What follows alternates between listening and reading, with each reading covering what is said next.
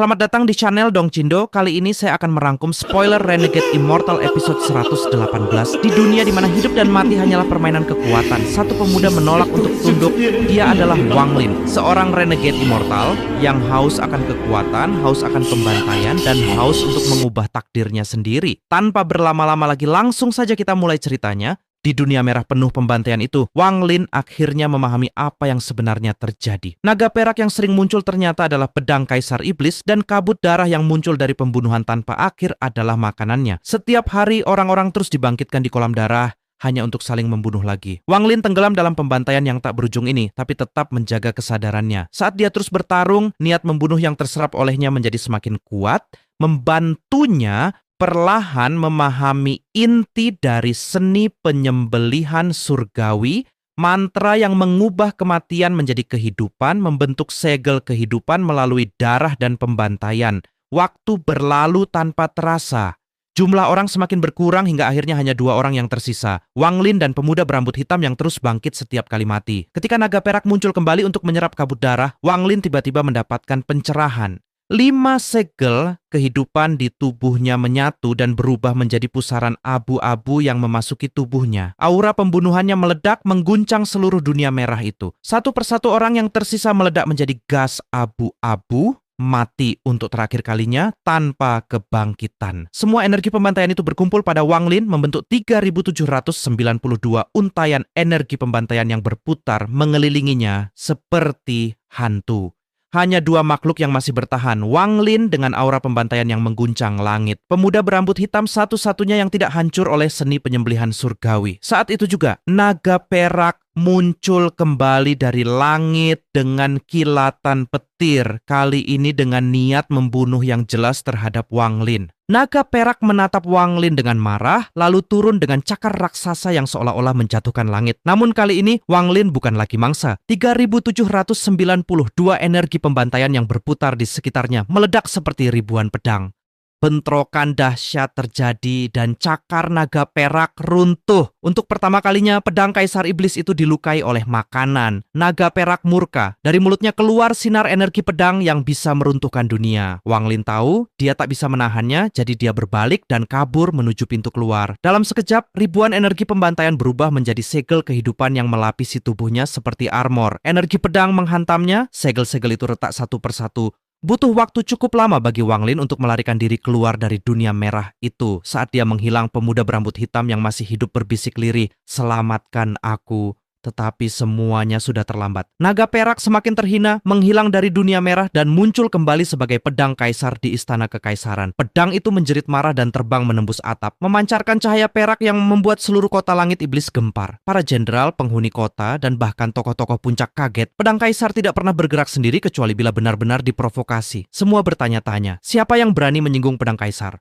Sementara itu, Wang Lin melarikan diri ke permukaan. Di luar pintu keluar dia bertemu Shu, yang langsung panik dan menyeret Wang Lin pergi. Pedang kaisar mengejar dengan amarah yang tak pernah terlihat sebelumnya, menghancurkan penjara Hong dalam usahanya mencari makanan yang mempermalukannya. Dengan bantuan Shu dan Mo Lihai, Wang Lin berhasil bersembunyi. Ia menutup aura hingga lenyap sepenuhnya. Bahkan pedang kaisar yang mengamuk tidak bisa menemukannya. Sepanjang malam, cahaya perak memenuhi langit. Pedang kaisar menghancurkan penjara Hong berulang kali, melampiaskan kemarahannya. Tapi tetap saja, ia gagal menemukan Wang Lin. Akhirnya menjelang fajar, setelah menghancurkan penjara satu kali lagi, pedang itu kembali ke formasinya masih penuh amarah dan rasa terhina. Ledakan kembali mengguncang penjara Hong. Pedang kaisar pedang perak naga itu terbang sambil menjerit marah, seperti anak kecil yang ngambek karena tidak bisa menemukan Wang Lin. Sementara itu Wang Lin duduk santai bersama Mo Lihai, seolah tidak terjadi apa-apa. Mo Lihai sendiri masih terkejut, bahkan dia tidak bisa menemukan Wang Lin jika tidak melihat langsung. Tidak heran pedang kaisar sudah menghancurkan penjara Hong hampir 10 kali dan tetap gagal menemukan targetnya. Yang lebih mengejutkan, setelah kembali dari dunia merah, Wang Lin berubah drastis. Simbol hidup mati di dahinya memancarkan aura yang bahkan membuat jantung Mo Lihai berdebar. Ketika ditanya tentang kekuatannya sekarang, Wang Lin hanya berkata tenang, "Aku bisa mengalahkanmu bahkan tanpa menggunakan telapak tangan itu." Mo Lihai puas. Dengan kekuatan ini dia yakin Wang Lin bisa membantunya meraih posisi wakil komandan dalam kompetisi iblis mendatang. Wang Lin lalu pergi ke tepi sungai, tempat ia setiap hari menunggu musik sitar dari perahu misterius. Kali ini musiknya ceria namun penuh luka. Seorang pemuda tenang duduk di depan pemain sitar itu, dan saat Wang Lin dan pemuda itu saling menatap dari jauh, keduanya saling mengangkat minuman sebagai salam tanpa kata. Perahu itu kemudian berlayar menjauh, menyisakan gema musik yang samar dan perasaan misterius. Malam itu, Mo Lihai membawa Wang Lin ke Xuan Mansion, rumah wakil komandan kota. Orang ini adalah tokoh besar, kultivasinya hampir menembus ascendan tahap menengah, dihormati seluruh Sky Demon City, dan terkenal karena kecintaannya pada bunga eksotis. Mereka dipersilakan masuk. Di taman bunga yang indah, mereka menemukan pria berjubah ungu itu berdiri tenang seperti patung, memancarkan tekanan yang hampir membuat udara berhenti. Wang Lin tenang, tidak bergeming, seperti berdiri di depan angin sepoi-sepoi. Pria berjubah ungu itu akhirnya berkata, "Tunjukkan kekuatanmu. Jika kau bisa membuatku bergerak, kau layak diperhitungkan." Dengan satu gerakan tangan, Wang Lin melepaskan 2000 untayan energi pembantaian, gelombang niat membunuh yang berputar seperti naga. Awalnya wakil komandan itu meremehkan. Detik kemudian wajahnya berubah pucat, harimau iblis yang ia panggil hancur seketika. Baju besi iblisnya retak, kemudian remuk. Ia terpaksa mundur sambil menghancurkan bunga-bunga kesayangannya, sesuatu yang mustahil ia lakukan jika tidak dalam bahaya nyata. Energi pembantaian Wang Lin menusuk masuk ke tubuhnya, lalu keluar lagi saat Wang Lin menariknya. Pria berjubah ungu itu berdiri dengan tubuh gemetar. "Bagus, kau punya kualifikasi." Setelah Wang Lin pergi, ia akhirnya tak tahan lagi dan memuntahkan darah. 3 bulan. "Jangan ganggu aku harus berkultivasi." Pelayan-pelayannya panik melihat bunga-bunga hancur dan tuannya berdarah. Setelah kembali dari pertemuan dengan wakil komandan Xuan, Mo Lihai hampir tidak bisa menyembunyikan kegembiraannya. Ia akhirnya menyadari betapa menakutkannya kekuatan Wang Lin. Satu serangan Wang Lin saja sudah cukup untuk membuat seorang wakil komandan hampir roboh. Itu lebih dari cukup untuk memberinya kepercayaan diri 90% memenangkan kompetisi Jenderal Iblis. Di Mo Mansion, Mo Lihai berbicara dengan tulus untuk pertama kalinya. "Saudara Wang, selama kompetisi nanti, aku bergantung padamu." Wang Lin hanya tersenyum tenang. Tak ada kesombongan, tak ada kebanggaan. Seolah apa yang ia lakukan barusan hanyalah hal kecil. Malam itu mereka minum anggur berusia 500 tahun bersama. Sementara di pusat kota setan langit, pedang kaisar masih marah seperti anak kecil hingga seseorang menenangkannya dan memaksanya berhenti pergi ke penjara Hong. Di penjara Hong saat pedang berhenti mengacau, neraka di dasar penjara kembali ke rutinitasnya. Seorang pemuda berambut hitam, korban pembantaian tanpa akhir, berulang kali dibunuh, dihidupkan, lalu dibunuh lagi oleh naga perak yang menyimpan dendam pada Wang Lin. Setiap kali hidup kembali, ia berusaha kabur, tapi selalu gagal. Saat ia berteriak dalam hati, "Aku harus bebas." Seperti dia, naga perak kembali menukik, membunuhnya lagi untuk ke-100 kalinya.